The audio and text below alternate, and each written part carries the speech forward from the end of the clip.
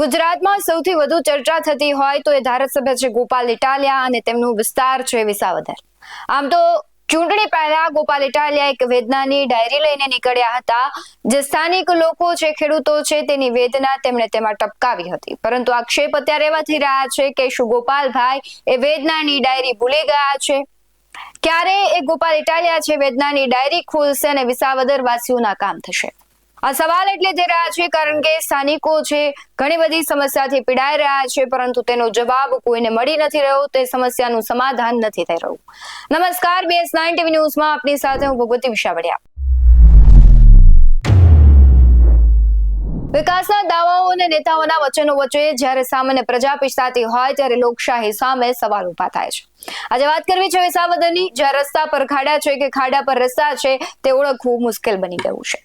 ગંદકી અને બિસ્માર માર્ગોને લીધે જનતામાં રોષ છે અને જવાબદારો આક્ષેપબાજી કરવામાંથી નવરા નથી થઈ રહ્યા અને આક્ષેપ પ્રત્યે આક્ષેપની વચ્ચે પોતે જવાબદારી નિભાવતા નથી અને હાથ ઊંચા કરી રહ્યા છે.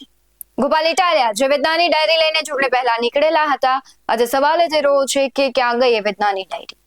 સમસ્યાઓના સામ્રાજ્યથી વિસાવદરની જનતા હાલ ત્રાહિમામ પોકારી ગઈ છે. ખાસ કરીને વિસાવદરથી સાસણને જોડતો માર્ગ છે લાંબા સમયથી અત્યંત બિસ્માર હાલતમાં છે. વાહન ચાલકો જેમના જોખમે પસાર થઈ રહ્યા છે અને તંત્ર છે મૌન સેવીને બેઠું છે.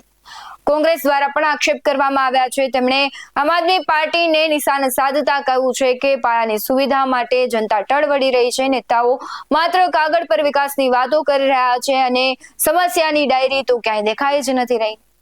શું કહી રહ્યા છે સ્થાનિકો અને ખાસ કરીને નેતાઓ, તેના પર નજર કરીએ.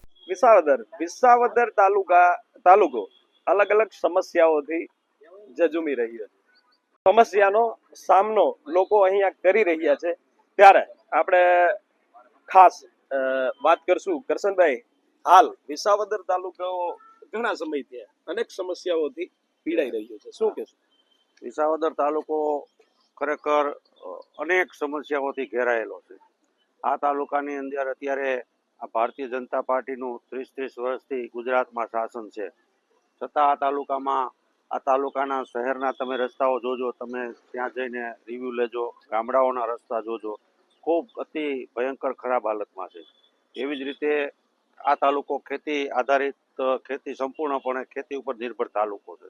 ખેડૂતોને પૂરતા એમની ઉપજના ભાવો મળતા નથી, ખૂબ હેરાન પરેશાન થાય છે. એવી જ રીતે અનેક સમસ્યાઓ આ તાલુકામાં છે જેનો કાયમી કોઈ ઉકેલ આવતો નથી.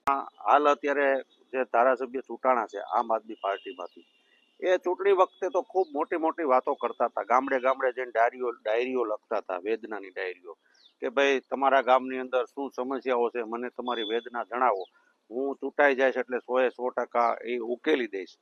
એટલે દરેક ગામની અંદર લોકો ઉત્સાહભેર એને ડાયરીમાં નોંધ કરાવતા હતા. પણ આજે એ ડાયરી ક્યાં ગઈ છે એ કોઈને ખબર નથી. એ માયલો ચૂંટાણા પછી આજે વર્ષ દિવસ થવા એવું એક પણ રૂપિયાનું કામ આ ધારાસભ્યશ્રીએ કર્યું નથી. અને અત્યારે જ્યારે લોકો ઉઘરાણી કરે ત્યારે એમ કહે છે કે અમારી સરકાર નથી, અમે વિરોધ પક્ષમાં છીએ. તો વિરોધ પક્ષમાં તો અમારી કોંગ્રેસના પહેલા પણ અમારા જે ધારાસભ્ય 8 વર્ષ રહી ગયા ત્યારે એમણે ખૂબ કામો વિરોધ પક્ષમાં હોવા છતાં પણ કર્યા હતા. પાણી માટેના કામો કર્યા હતા, નોન પ્લાનના રસ્તાઓ ગામડામાં કર્યા હતા, અનેક જગ્યાએ ખૂબ સારા કામો કર્યા હતા. તો અત્યારે તો જો એની પોતાની ગ્રાન્ટમાંથી તો થઈ જ શકે. અને એ પણ ચૂંટાણા પહેલા જ્યારે વાતો કરતા હતા ત્યારે એને ખબર હતી કે હું ચૂંટાઈ જઈશ તો મારી સરકાર બનવાની નથી. પણ લોકોને ખૂબ લોલીપોપ આપ્યું હતું અને ચૂંટાણા પછી ક્યાંય આ ભાઈ દેખાતા નથી. માત્ર ને માત્ર પોતા મોજ મસ્તીમાં આખા વિસાવદર વિસ્તારને ભૂલી અને આખા ગુજરાતમાં ફરી રહ્યા છે. અને એને કોઈ પણ પ્રકારની આ વિસ્તારની પડી નથી એવું દેખાઈ રહ્યું છે. ખાસ કરીને જોવા જઈએ તો રોડ રસ્તા ની વિસાવદર વાસીઓને ખૂબ જ તકલીફ પડતી હોય છે. ગામડાના ખાસ કરીને રસ્તા તે પણ ભયંકર ખરાબ હાલતમાં જોવા મળી છે. વિસાવદર તાલુકાના ઘણા ગામમાં રોડ રસ્તાઓની હાલત બહુ ખરાબ છે. છેલ્લા ઘણા સમયથી વિસાવદરથી સાસણ જવા માટેનો જે જંગલ વિસ્તારનો રોડ છે એમાં ઘણી વખત અપીલ દલીલો લોકો દ્વારા થયેલી છે, પરંતુ એમનું કાંઈ કામ હજી થયું નથી. અને આપ અને ભાજપના નેતાઓ કે કોઈ આગેવાનો એમ કહેતા હોય કે કોંગ્રેસે 70 વર્ષમાં શું કર્યું, તો કોંગ્રેસે 70 વર્ષમાં કાંઈ કર્યું ન હોત તો ભાજપ અત્યારે કાંઈ વેચી ન શક્યું. રિટર્ન ટુ એજ્યુકેશન, એમ્સ કે હોસ્પિટલ સારી જે ભાઈ કાંઈ પણ આપ્યું છે એ કોંગ્રેસની દેન. અને ખેડૂતો માટે પણ કોંગ્રેસ આપ્યું છે. હાલ વિસાવદરના ધારાસભ્ય ગોપાલભાઈ ઇટાલિયા ફાકા ફોજદારી ચૂંટણી સમયે જે કરતા હતા, કરશનભાઈ કીધું એમ ડાયરી બનાવી હતી, એ મહિલું કાંઈ પણ કામ થયું નથી. અને છેલ્લા ખેડૂતોએ જે પાક વીમામાં યાર્ડમાં જે કોઈ બિલ કે આપ્યા હોય એમના હજી રિટર્ન બિલ એમને પેમેન્ટ પણ મળ્યું નથી. રોજ 5 કે 6 ખેડૂત ભાઈઓ અમને કોલ કરી અને એમના બિલ માટે અમને રજૂઆત કરે છે અને અમે એમના બિલ 7 દિવસમાં રિટર્ન કરાવેલા છે. અમારી સાથે કરશનભાઈ પાલભાઈ આંબલિયા ખૂબ મહેનત કરી, હજી 2-3 દિવસ પહેલા ગાંધીનગર કરી અને સાહેબશ્રીને જે ખેતી અધિકારી સાહેબશ્રીને રજૂઆત કરી અને એમના રિટર્ન બિલની તાત્કાલિક ધોરણે રિટર્ન કરાવવાની માંગ કરી. ખાસ કરીને રોડ રસ્તા જોવા જઈએ તો સાસણ સિવાય પણ ઘણા એવા રસ્તા છે જે બિસ્માર હાલતમાં છે.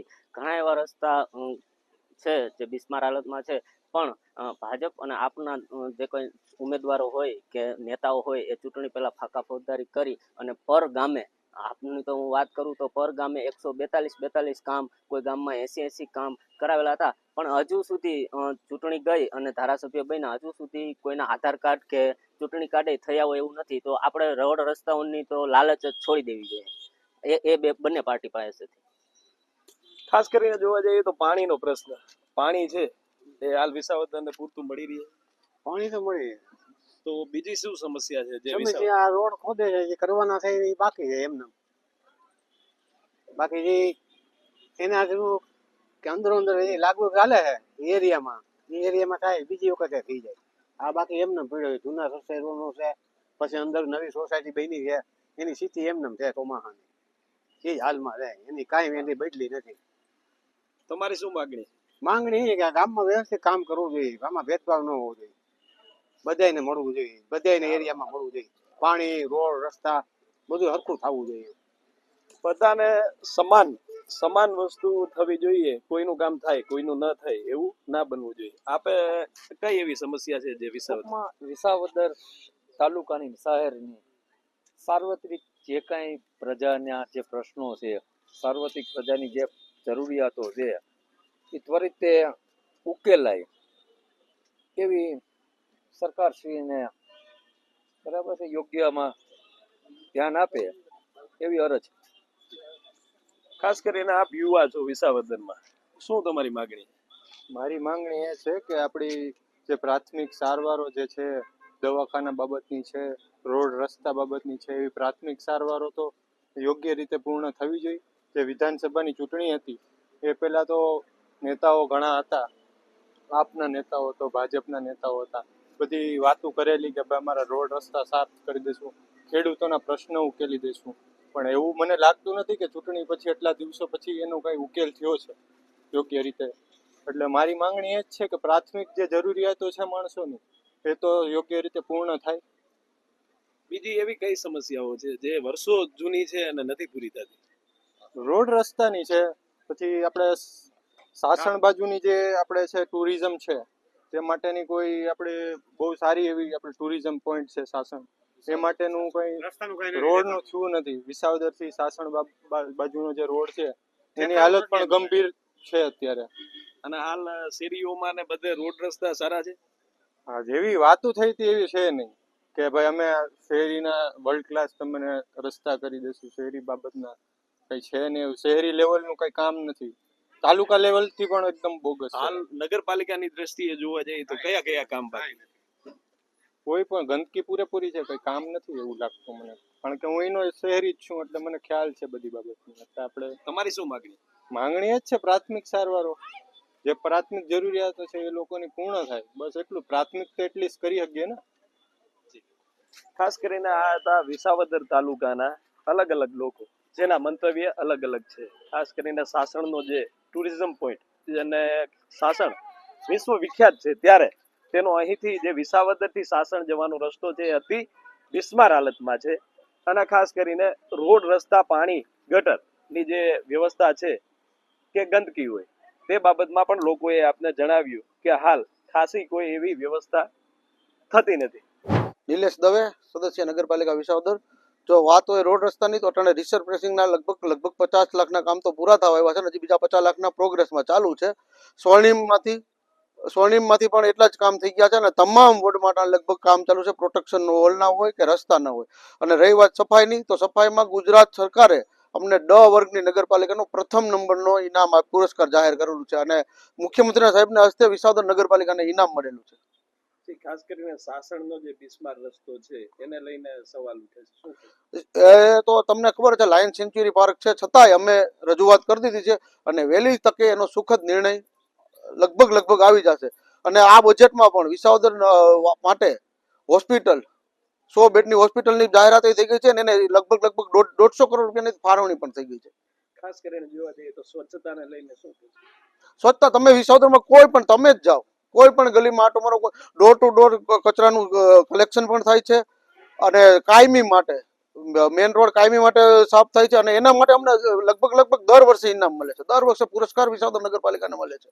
ખાસ કરીને આગામી આયોજન નગરપાલિકાના આગળ અમારે સ્વર્ણિમમાંથી અમારે લગભગ 33 રોડ અને લગભગ બધી નદીના પ્રોટેક્શન વોલ અમારે મંજૂર થઈ ગયેલ છે. આગામી લગભગ 1 કે 1.5 મહિનામાં એના કામ પણ ચાલુ થશે.